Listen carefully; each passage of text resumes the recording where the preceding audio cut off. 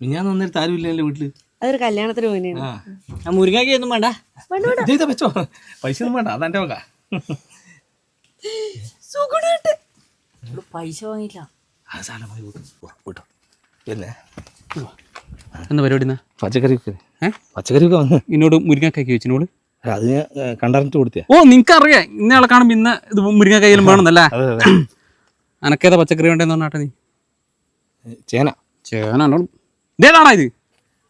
മേലാളി വീട്ടിൽ പച്ചക്കറി വേണ്ടത് കേട്ടാ. എത്ര വയസ്സായി? 25. 25. ഈ കല്യാണം കഴിഞ്ഞ പെണ്ണുങ്ങളോട് എങ്ങനെ ഇതിന്റെ പൊതുവെയുള്ളൊരു സമീപനം? പച്ചക്കറിക്ക് പൈസ തന്നില്ല. പൈസ തന്നിട്ടും ഇല്ലേ? ഇല്ല. നീ കറിയാ ഹലോ.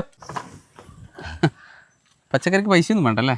ഞാൻ ചെറിയ പൈസ കിട്ടുന്നോണ്ട് അങ്ങനെ മേടിക്കില്ല. ഓ അതെയാ? പോയിട്ട് അല്ല പോലെ നീ അല്ലേ ഇന്നലെ എൻ്റെ അടുക്കള പുറത്തോട്ട് ഓടിയേ? ഞാൻ ഈ പത്തില്ലല്ലേ. എനക്കൊരു ഉള്ളീൻ്റെ മണം അടിച്ചിന്, അതുകൊണ്ടാ. സത്യം പറ, നീ അവളെ പഴയ ലൈനില്ലേ കാമൂർ സ്കൂൾ പഠിച്ച? ഞാൻ സ്കൂൾ പഠിച്ചില്ല. ഇതോട് പിന്നെ നിനക്ക് തമ്മിൽ ഇഷ്ടമെങ്കിലും കൊണ്ടുപോയിക്കോട്ടെ, പോയി ജീവിച്ചോടിയാ. കാണുമ്പോൾ റഫ് ആൻഡ് ടഫ് ഉള്ളു. ഞാൻ അത്ര സോഫ്റ്റാന്ന് പറയാം. കൊണ്ടുപോയിക്കോ. പോയിട്ടായിരുന്നു വൃത്തിയായിട്ട് മനസ്സേ. വണ്ടി വിട്.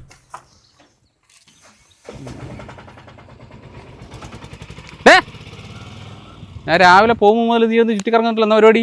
ഇത് അടുത്താഴ്ച മുതൽ വെട്ടാൻ തുടങ്ങണ്ടേ, അതുകൊണ്ട് നോക്കാൻ വന്നല്ലേ.